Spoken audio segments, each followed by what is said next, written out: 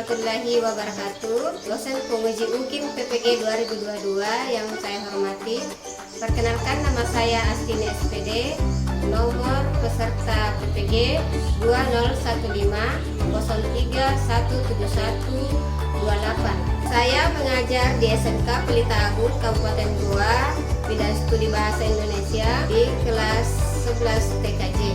Sekaligus sebagai mahasiswi PPG dalam jabatan kategori 1 gelombang 2 Universitas Muhammadiyah Makassar. Pada kesempatan hari ini, Senin tanggal 12 Juni 2023, saya akan mempraktekkan proses pembelajaran untuk memenuhi syarat uji kinerja dalam jabatan 2022 di kelas 11 TKJ dengan materi unsur-unsur pembangun cerita pendek. Mohon saran dan masukan kepada Bapak Ibu Guru agar kedepannya proses pembelajaran yang saya lakukan bisa lebih baik. Terima kasih.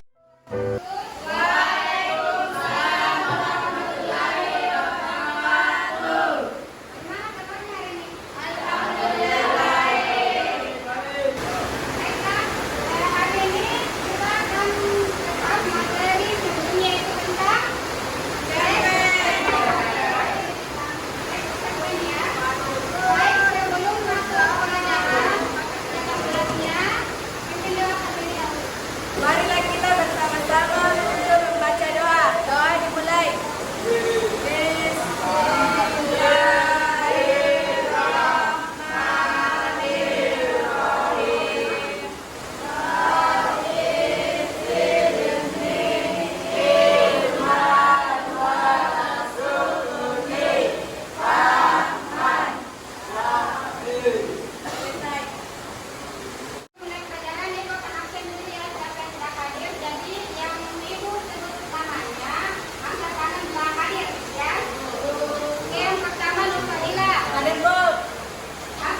Hadir Bu.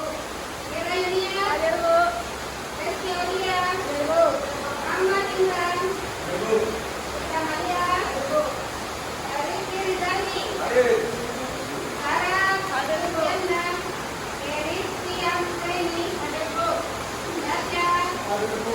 Mutia, Wulandari, Adrian, Hadir Bu.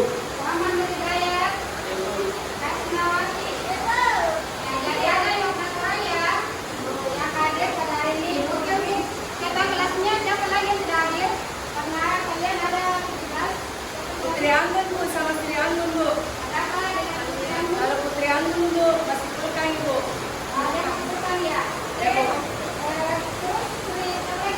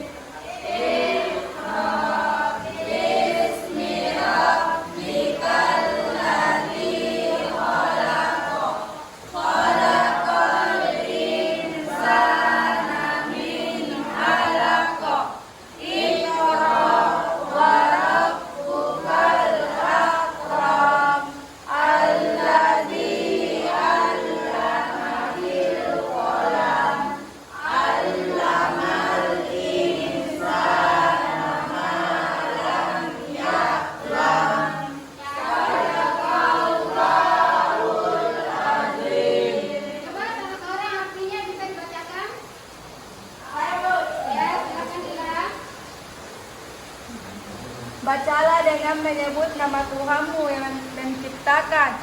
Dia telah menciptakan manusia dari segumpal darah. Bacalah dan Tuhanmu lah yang maha mulia, yang mengajar manusia dengan pena. Dia mengajarkan manusia apa yang tidak diketahuinya. Baik, kita sudah tadi membaca Al-Quran. Nah, siapa masih ingat materi yang lalu yang kita pelajari?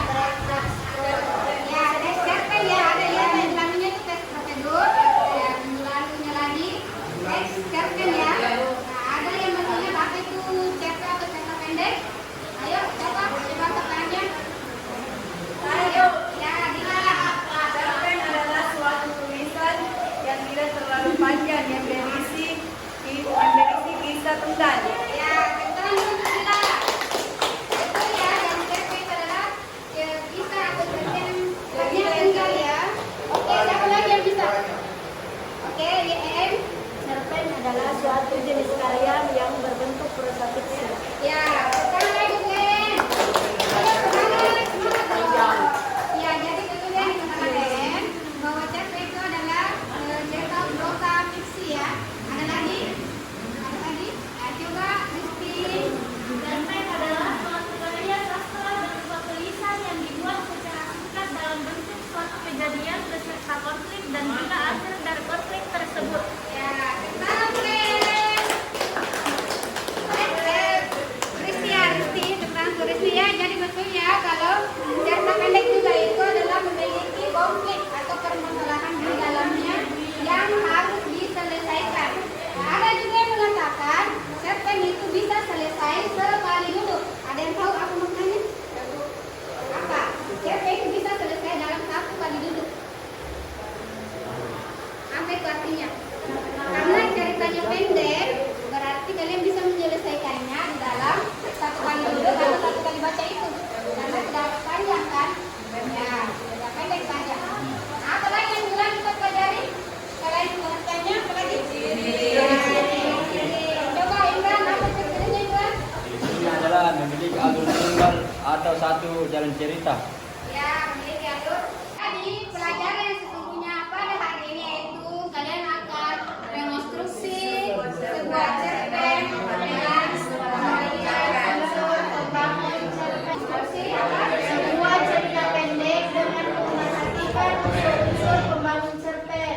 Ya, ada pun indikator yang kita akan capai itu menentukan Unsur-unsur pembangun cerita pendek dan membuat cerita pendek dengan memperhatikan unsur-unsur pembangun.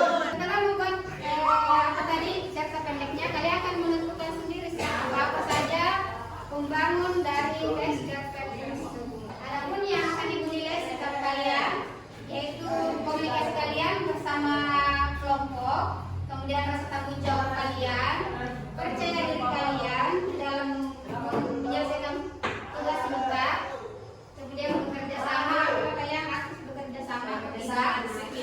Kemudian disiplin.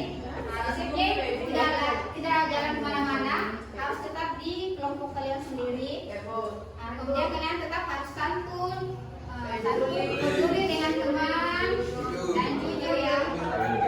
Dan berpikir kritis serta inovasi. Itu yang kami menilai untuk penilaian sikap.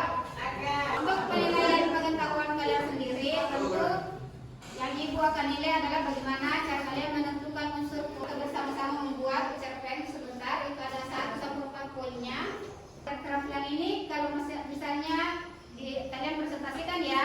Nah, di sini kelengkapan isi presentasi. 30 poin. Ya, 30 poin. Kemudian yang kedua, ketetapan penjelasan. Cara kalian menjelaskan atau mempresentasikan hasil kalian, apakah jelas atau kurang jelas. 30 poin tidak jelas.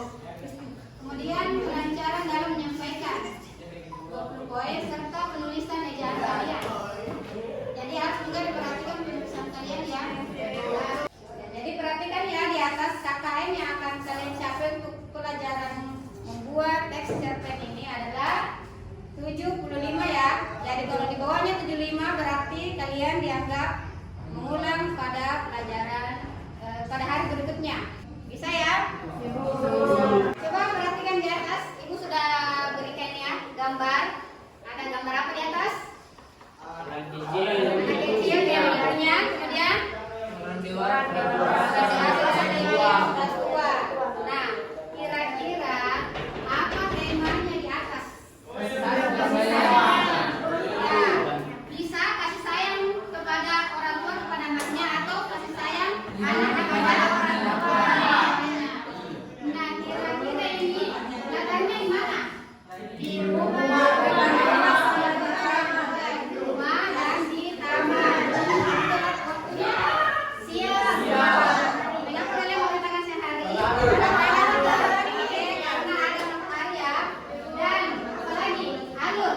alung madu.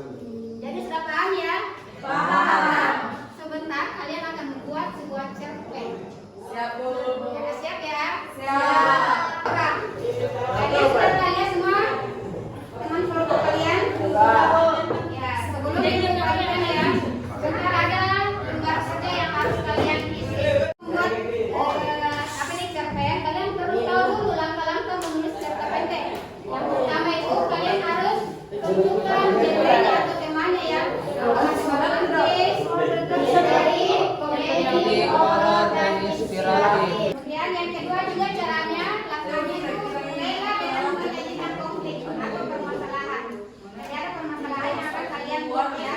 Kemudian perhatikan bagian penontonan.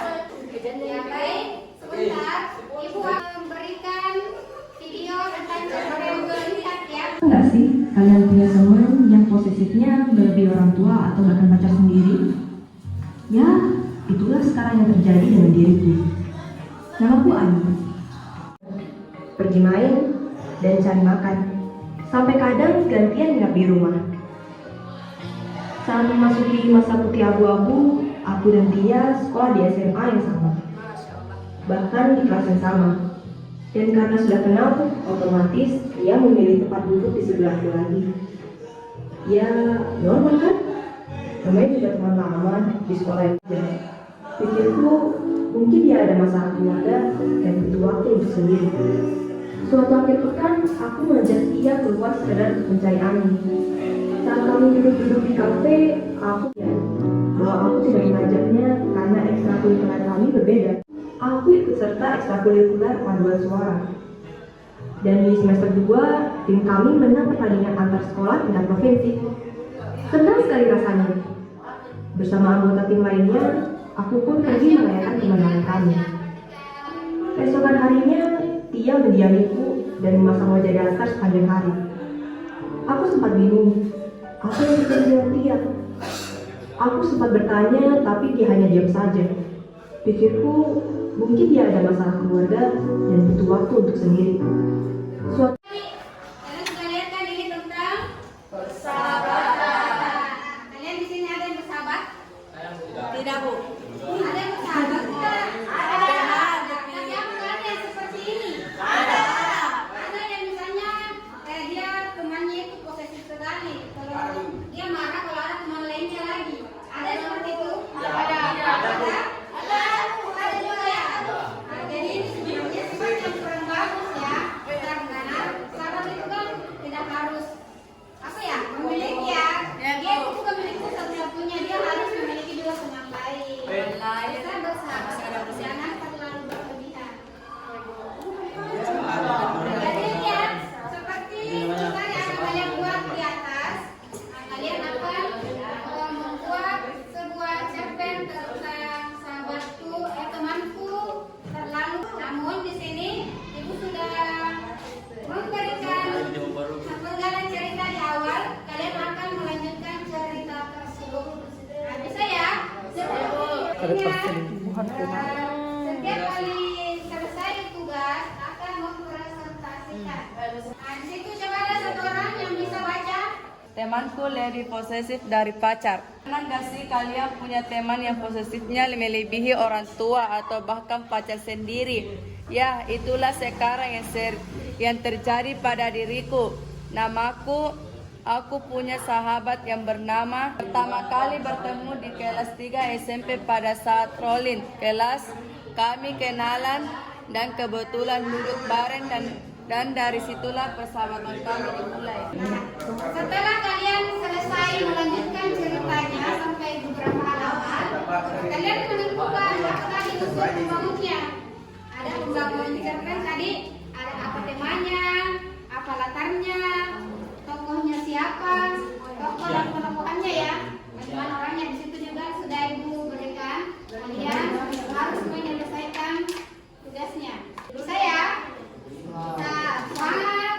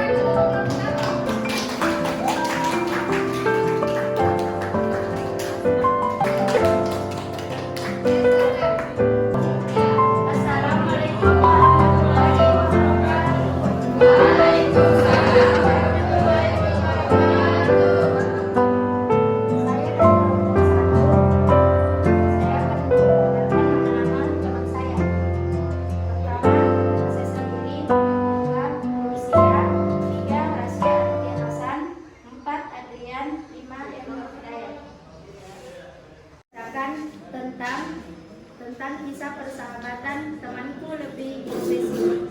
Temanku yang posesif.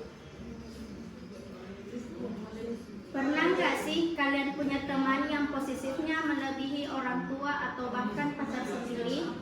Ya, itulah sekarang yang terjadi pada diriku. Namaku Ayu. Aku punya sahabat yang bernama Desi. Pertama kali bertemu di kelas 3 SMP pada saat rolling kelas. Kami kenalan dan kebetulan duduk bareng, dan dari disitulah persahabatan kami dimulai. Suatu hari di sekolah seperti biasa, aku menyapa Desi, mengajaknya untuk pergi berwisata bersama teman yang lain.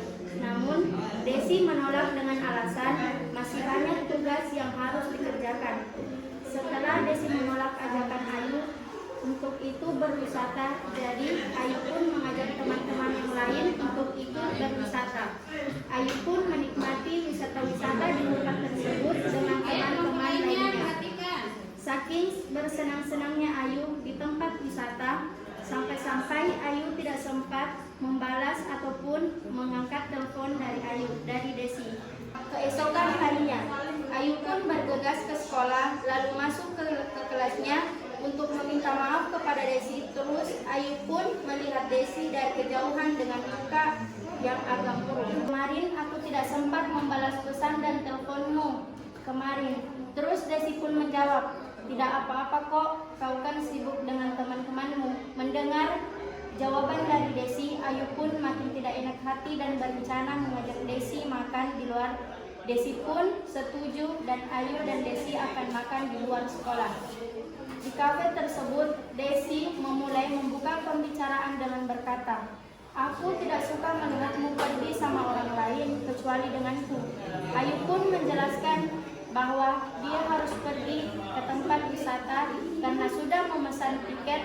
Mendengar penjelasan dari Ayu, Desi pun langsung kembali ke sifat aslinya yang ceria, cerewet. Setelah kejadian itu, Ayu dan Desi semakin dekat dan sifat Desi malah makin berubah, semakin posesif. Contohnya sifat Desi yang melarang Ayu untuk mengikuti kegiatan ekskul di sekolah, melarang Ayu jalan-jalan orang lain, melarang Ayu berteman dengan orang lain. Menanyakan keposesifan Desi kepadanya. Terus Desi pun menjawab dengan emosi yang meluap-luap. Terus Desi berkata dengan emosi aku tidak suka kau masuk kegiatan ekskul karena di sana kau akan menemukan teman baru dan kamu akan melupakanku, dan aku juga tidak akan suka kamu bergaul dengan sifat posesif dikarenakan permasalahan keluarga dan kurangnya perhatian dan kasih sayang kepada dirinya. Ayu pun ke sekolah dan langsung mengajak Desi mengobrol berdua, membicarakan apa yang dia dengar di depan rumah Desi. Mendengar itu, tangisan itu mulai pecah lalu memeluk Ayu sambil menangis sesubukan. Ayu pun ikut menangis. Setelah kejadian itu, Ayu pun paham dengan sifat Desi yang posesif. Ini kita bisa mengambil pelajaran untuk memahami sifat seseorang karena kita tidak tahu keadaan orang itu, apakah orang itu memerlukan perhatian dan kasih sayang yang lebih. Unsur-unsur pembangun cerpen hasil dari analisis cerpen yang kami buat. Unsur instruksi. Tema menceritakan dua orang sahabat yang satunya memiliki sifat posesif. B. Penokohan. Ayu memiliki sifat yang kurang peka tetapi penyayang kepada sahabatnya. Desi adalah sahabat dari Ayu yang memiliki sifat yang posesif karena permasalahan keluarganya. C. Alur. Kami menggunakan alur maju karena menceritakan awal persahabatan dan konflik sampai dengan penyelesaiannya. D. Latar. Di sekolah waktunya tuh pagi sampai siang. Tempat wisata siang sampai sore, rumah Ayu malam, di kafe sore hingga malam. E. Gaya bahasa. Kami menggunakan bahasa baku yang baik dan benar. F. Sudut pandang. Menggunakan sudut pandang orang pertama karena hanya menceritakan pengalaman diri sendiri. E. Amanat. Jadilah sahabat yang peka dan memahami sifat satu sama lain. A. Latar belakang masyarakat. B. Latar belakang penulis. Karena penulis juga adalah masih pelajar dan banyak melihat kejadian serupa di lingkungannya. C. Nilai yang terkandung dalam cerpen. Nilai yang terkandung dalam cerpen adalah nilai sosial karena berinteraksi dengan lingkungan sekolah.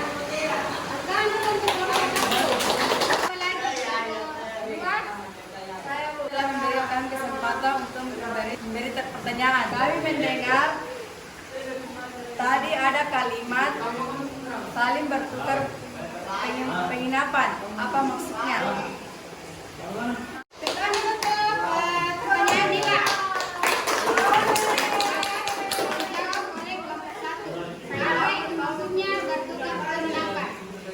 Saya akan menjawab pertanyaan dari kelompok 2. Maksudnya itu seperti hari seperti Desi menginap di rumah Ayu, terus esok harinya Ayu menginap di rumah Desi. Ya, begitu maksudnya. Mana kedua bisa dipahami? Bertukar penginapan artinya malamnya esok malamnya di rumah Ayu, besoknya di rumah Desi. Ya, bagus ya dari kelompok 1. Ya, silakan. Ya, sekian dan terima kasih. Maaf jika ada kata-kata yang kurang baik. Kami dari kelompok 1 terima kasih karena sudah mendengarkan cerpen hasil analisis kami. Assalamualaikum warahmatullahi wabarakatuh. Mana kelompok 2? Sudah siap? Ya, silakan. Kelompok 2 tekan dulu. Assalamualaikum warahmatullahi wabarakatuh.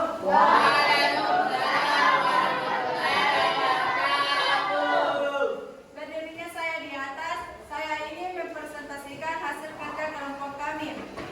Terlebih dahulu, saya akan memperkenalkan rekan-rekan kelompok kami.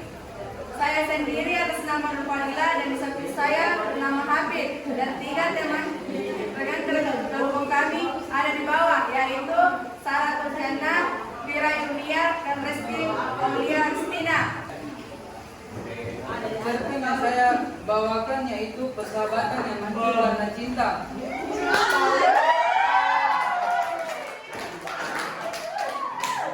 Cinta itu memang kadang membuat orang lupa akan segalanya. Karena cinta tidak dapat apapun yang kita miliki. Bagi kaum wanita, mencintai itu lebih baik daripada dicintai. Jangan terlalu mengharapkan seseorang yang belum tentu mencintai kita, tapi terimalah orang yang sudah mencintai kita apa adanya.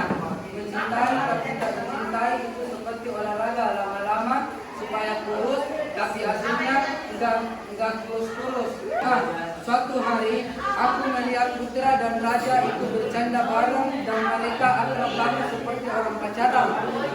Jujur, aku cemburu. Aku suka sama Raja, udah lama kok. Suka Raja serius, tanya Putra. Iya, tapi lo jangan bilang rajanya, berkat Ratu. Iya, maaf ya kalau gue udah buat lo cemburu. Baik. Ratu makin lama makin dekat dan Ratu susah ngelupain Raja. Ratu berpikir Raja nggak akan pernah jatuh cinta sama Ratu. Walaupun Ratu udah ngerasa seperti itu, tapi ia tetap berjuang. Tanpa disadari, Putra ternyata sama Ratu.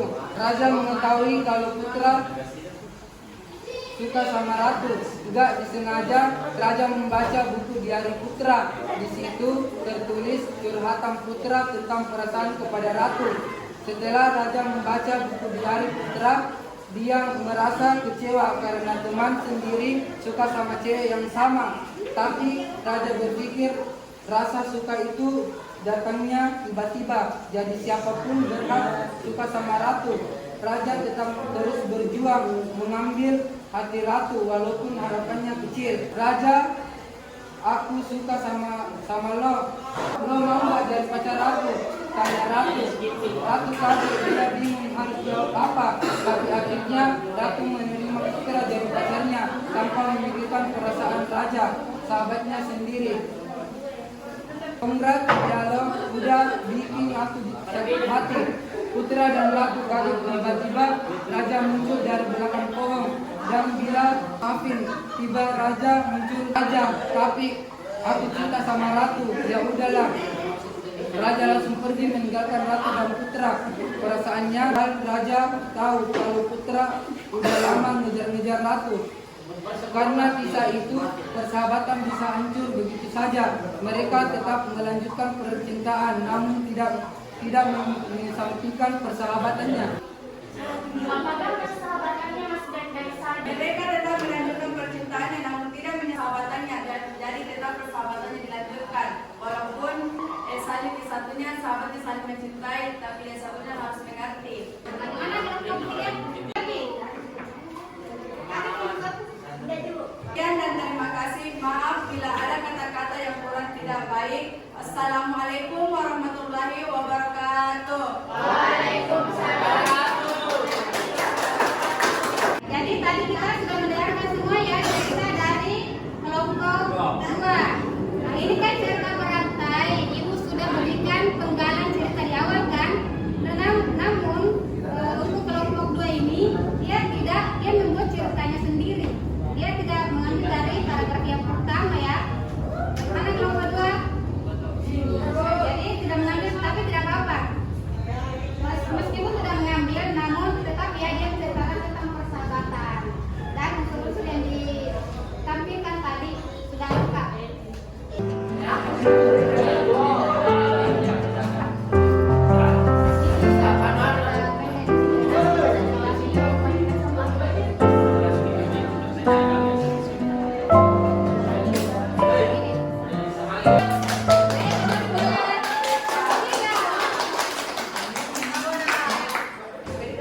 Assalamualaikum warahmatullahi wabarakatuh.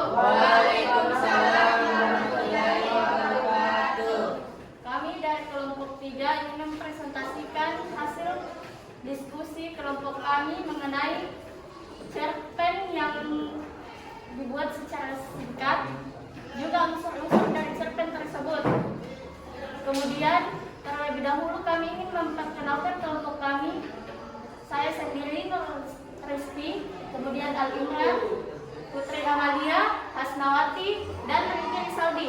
Seiring berjalan, kami pun lulus dari sekolah menengah pertama, lalu kami sepakat untuk memilih melanjutkan pendidikan di sekolah menengah kejuruan. Namun persahabatan kami yang mulai banyak perbedaan pendapat yang menyebabkan munculnya suatu pertikaian sehingga membuat kami sering menyalahkan. Itu mengajaknya ke suatu taman dan aku pun memulai pembicaraan.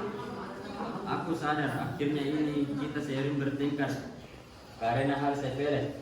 Aku minta maaf jika aku sering kali membatasi pertemananmu dengan teman kelasmu sehingga kamu merasa kesal kepada aku. Aku sadar aku egois, seharusnya aku tidak begitu mengingkangmu. Ucapku penuh sesal. Iya, aku juga minta maaf karena kadang aku lebih mengutamakan teman yang baru aku kenal daripada kamu. Temanku dari SMP yang sudah menemaniku dalam suka dan duka, ucap Cici. Terima kasih karena sudah memaafkanku. Kedepannya aku akan memperbaiki sikapku terhadap pertemanan kita, ucapku. Kami pun saling berpelukan, juga berjanji untuk kedepannya kami akan saling mengerti satu sama lain dan tidak mementingkan ego masing-masing.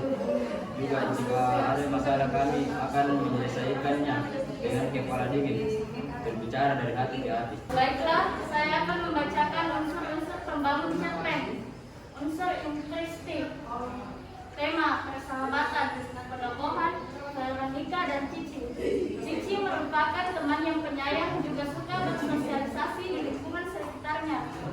Sedangkan Veronica merupakan teman yang memiliki sifat yang cenderung posesif kepada Cici. Tapi di sisi lain, dia juga seorang teman yang dewasa dan bijak. Lalu, maju. Karena menceritakan tentang pengalamannya pada masa SMP sampai SMK. Latar di taman, tepatnya siang hari dengan keadaan yang sedih. Juga mereka pertama kali bertemu di kelas 3 SMP pada saat pulang di kelas. Gaya bahasa sehari-hari yang mudah dipahami. Sudut pandang orang pertama yang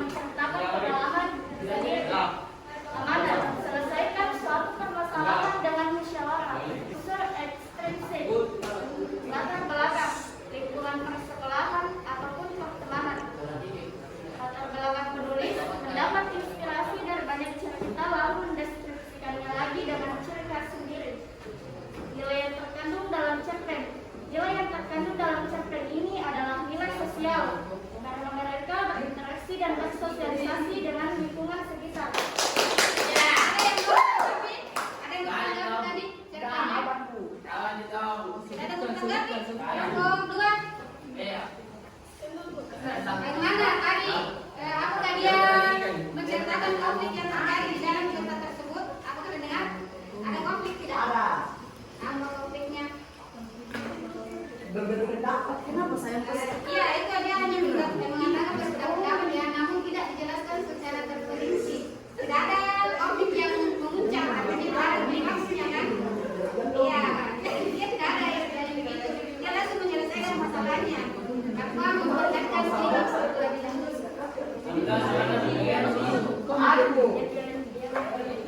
Jadi dialognya ada. Oh, di bagian situ saja kan, tapi kan tidak terlalu jelas ya. Ada lagi. Ya, namun ini ya sesuai ya dengan temanya. Dia menceritakan dari yang tadi penggalan cerpennya dia sudah sesuai. Pada sama tadi belum kedua, tidak apa-apa. Ada tanggapan? Ya, ada tanggapan lagi. Sudah ya? Ya, baik. Pertama. Silakan ditutup dulu. Baik Pak, sekian dari kelompok kami. Jika ada kesalahan kata, mohon dimaafkan. Wassalamualaikum warahmatullahi wabarakatuh. Waalaikumsalam warahmatullahi wabarakatuh. Perhatikan dulu yang lain, Ibu akan bacakan ya hasil pekerjaan kalian tadi. Untuk kelompok satu dulu. Kalau Bu. Siapa yang galau? Dikira Bu Bakti. Kira. Baik ya, untuk kelompok satu nilainya itu dia 90. Oh, udah Bu. Kira. Kenapa ada 90? Karena kesesuaian isi cerpennya itu sesuai dengan cerita yang sudah, penggalan cerita yang sudah ditampilkan ya, yaitu 15 poin. Kemudian kelengkapan unsurnya juga 15 poin. Kejelasan atau keterperincian penyampaian itu